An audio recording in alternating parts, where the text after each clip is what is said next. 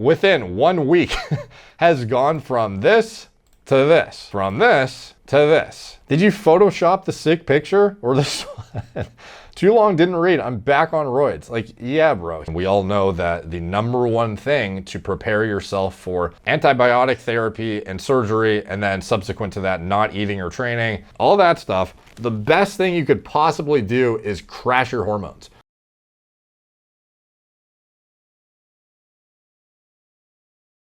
What's up, guys? Derek, moreplates.com. Today we are revisiting the Gordon Ryan physique deterioration. The guy has dropped to almost sub 200 pounds, essentially a feather at this point. He is the lightest he's been since 21, being sarcastic. But anyways, he, was recently a superhero-esque looking BJJ athlete who, now again, a lot of this is lighting, angles, pump, which we'll get into, but he has gone from, the juicy guy in the league to looking like a normal dude who's natural, So people are quick to jump on him, and the comment section infested. No PEDs, drastic change. Yeah, that's what happens when you abuse steroids without, quote unquote, the juice. Crying laughing face. Like, these guys are just fucking thrilled to see his downfall and to see him lose his life's work, working from 21 years old to gain all this muscle, and then all of a sudden you lose it in a matter of months.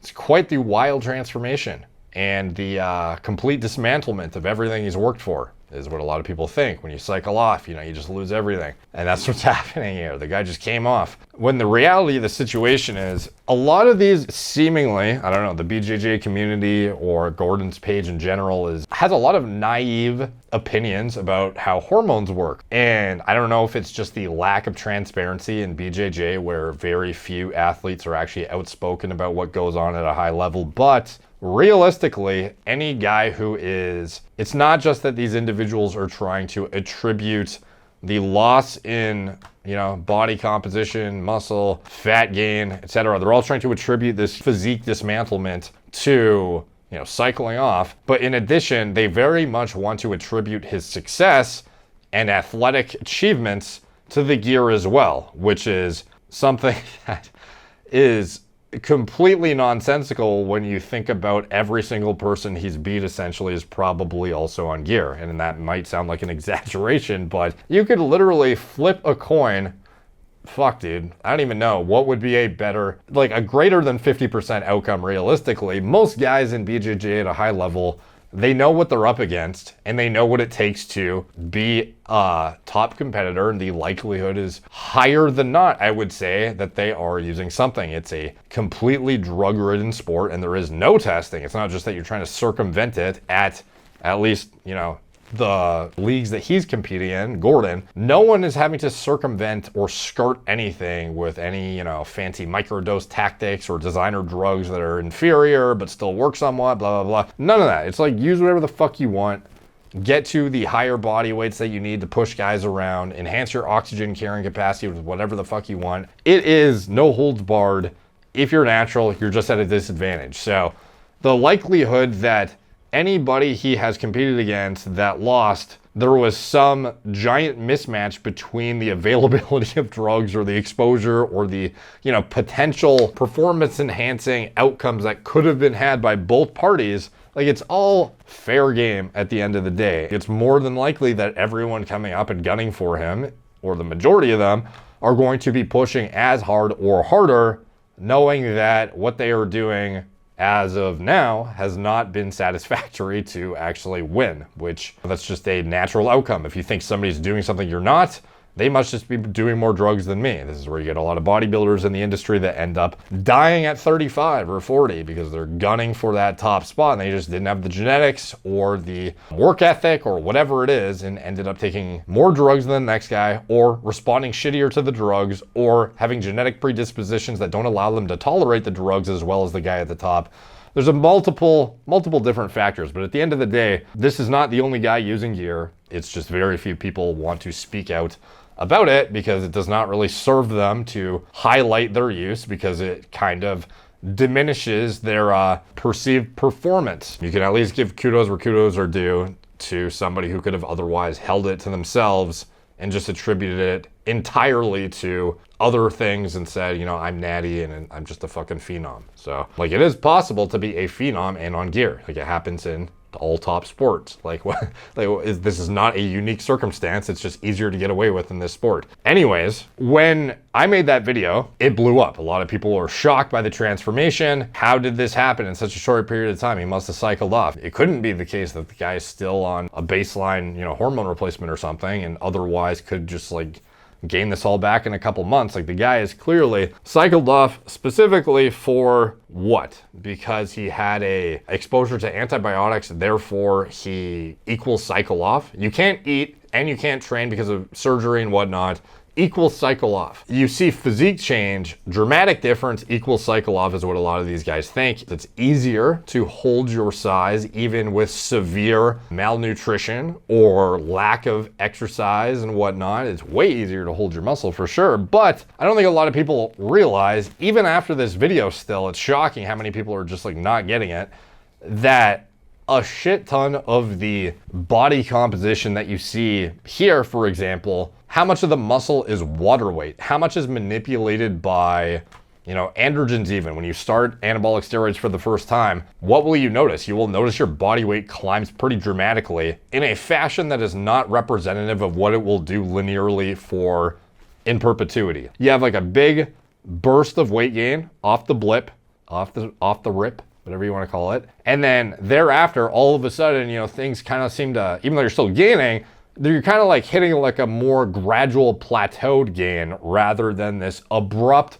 aggressive spike in progress that you notice at the beginning. A lot of people misinterpret that for plateauing in muscle gain, when the reality is the complete shift of intracellular fluid dynamics. When you first start this stuff, it's pretty dramatic, like how much temporary weight you can gain just from certain things you add into your body. Like even creatine at like a high enough dose, if you are a good responder and aren't already like near your saturation, you can gain multiple pounds of like lean body mass pretty goddamn quickly.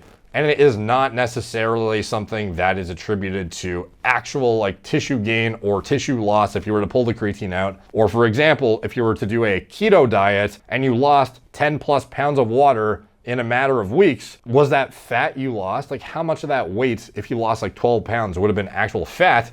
Like a negligible amount. Like, you know, obviously some, depending on how steep your deficit is, if you're in a deficit. But at the end of the day, there are very, very substantial manipulations in body composition via glycogen, fluid retention, blood volume. Like there's a lot of temporary things associated with this body composition in particular, including but not limited to the fluid dynamics I mentioned, adequate nutrition, vascularity, downlighting, like all of these different factors.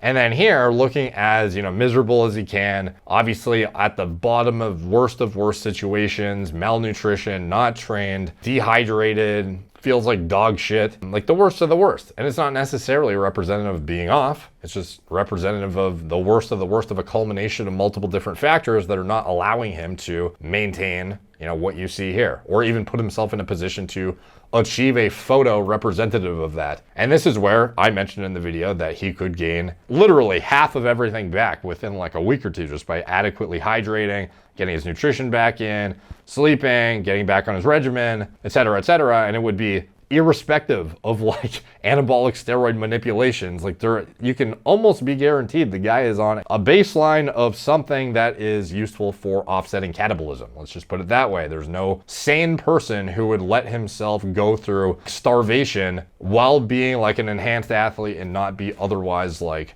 at least cognizant of the importance of offsetting catabolic activity when you're depriving the shit out of yourself of training and nutrition. So anyways, within short order, sure enough, the guy puts up a photo saying coming soon 4 days ago, and then boom, the guy within 1 week has gone from this to this, from this to this. And even after the video, people in the comment section still, back on roids again, question mark. Looks like Derek had a point about glycogen and needing to eat more. Using PEDs, of course. Did you Photoshop the sick picture or this one?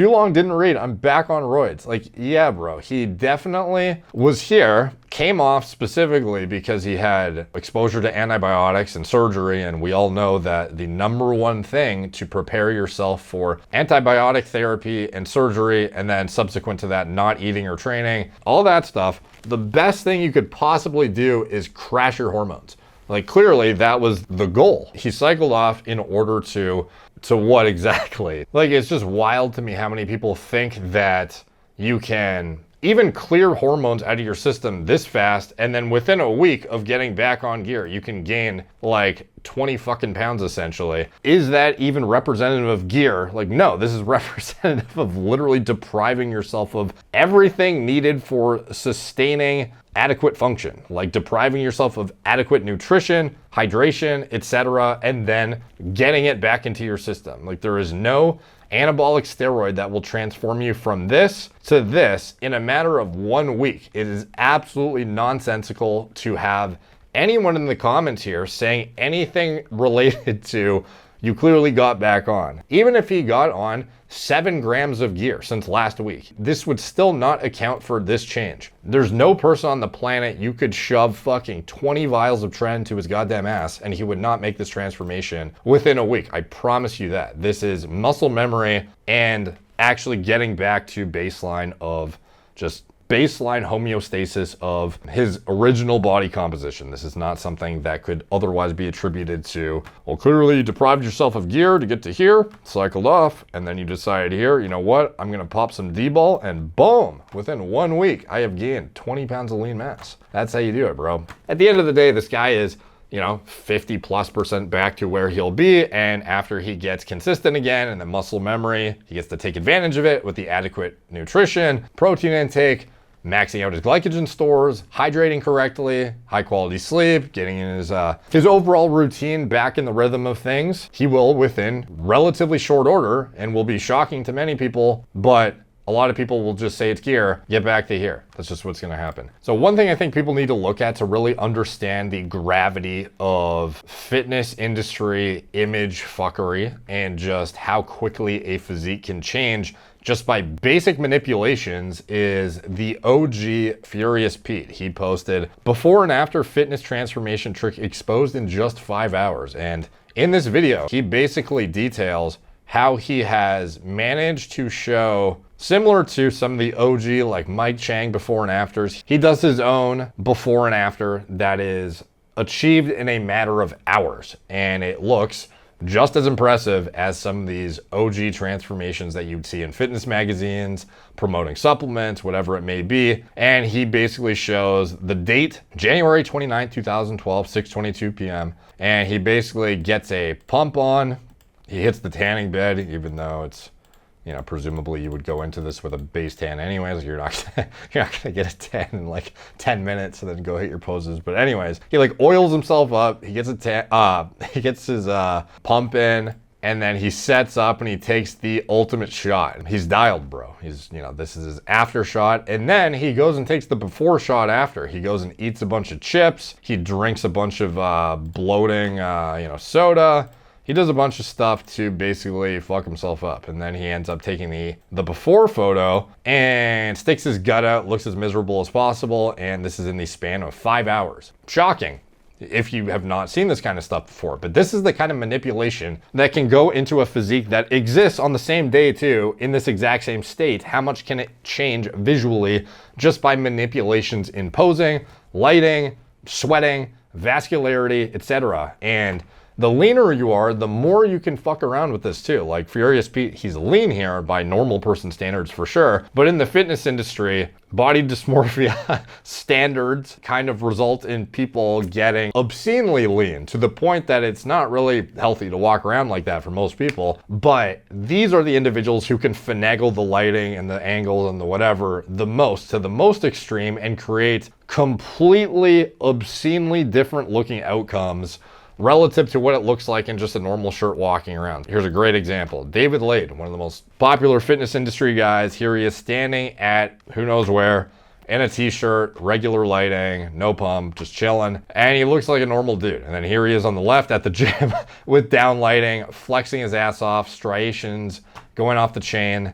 And this guy looks like a fucking meat stick and a half. The guy is peeled out of his goddamn mind. The guy's flexing so hard, he's either gonna prolapse or he's gonna fucking try and kill me. I don't know, one of the two. And then here he is in the gym with natural lighting, probably has a pump here too. Like the fact that his shirt's off means he has achieved the pump and is now doing his posing. And this is the difference between just downlighting too. Like this is still pump in the gym, vascularity, etc. This is just light. That is how much of a difference just fucking light can have on your physique. It can make you look like you're on steroids versus not on steroids, versus regular fit swimmer in a t-shirt maybe. You know, and obviously that's a harsh exaggeration. I'm just saying proportionally relative to this, like that's how dramatically different this looks. And this is all within the same time frames too that you're seeing these outcomes. Now with Gordon, the reason it's so dramatic is because the guy went from peak juiciness to the complete lowest low that he has been at since 21 years old. This is where it came from, and it was not hard for people in the know to understand how he got here and how quickly he'd get it back, and I fully expect him to be back here within literally a couple months, if even. This is how muscle memory works and how body composition can fluctuate dramatically. And another great example that I don't think people have even considered is dehydrating meat. Even when you cook your steak or whatever, how much does it suck down after dehydration? Here is a roast beef before. This is like a terrible quality picture, but it was the best before and after I could find on the same tray thing. So we have here roast beef. Now let's look at what happens after dehydration. That's the same roast beef, bro. This is the before, this is the after. This is the before, this is the after.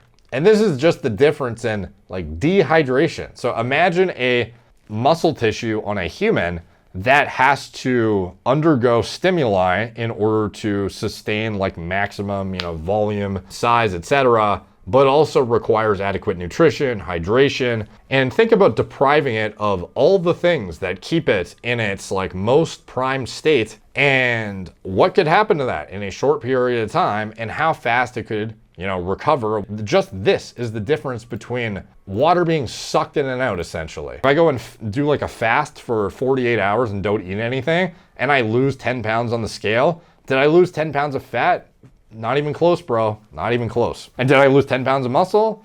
Not even close, bro. Not even close. So anyways, hopefully that helped elucidate, some of the manipulations that go on just with how the human body works, but also the lighting and angles, bro. Like some people really need to stop letting it dictate their body dysmorphia too. Like when you see something like this, you don't realize that it's also this. Like it can heavily influence your perception of your own physique quality, where you stand. Some people getting on gear because they are like heavily influenced by something like this, when the reality is that if you just got fucking lean, you might otherwise like look the same as that guy too. There's a lot of stuff that goes overlooked in this industry, and I'm not sure if it's just that people don't have the first-hand experience to really absorb and understand what is happening, or they somehow just like haven't come across somebody explaining it, which I feel like at this point there's tons of content out there, describing these before and afters and whatnot, or they see the information, they're just like oblivious and don't want to believe it and think there's some deeper story or narrative behind it and don't want to accept the reality of things, but it is what it is. And some people are just dumb. So yeah. Anyways, hope Gordon is on the upswing. Presumably he's getting in some nutrition to have made this, much progress back. So that's good to see. And hopefully he gets back to here in relatively short order, which I fully expect he will. So anyways, let me know what you guys think in the comments down below. All the comments help the algorithm, and much appreciated. Like, subscribe, check out my blog, moreplates.com. Follow me on Instagram at moreplates.dates, Facebook, Snapchat, Twitter, TikTok, Apple Podcasts. If you want to support the channel, check out anything I'm associated with in the video description below. And I will talk to you guys soon.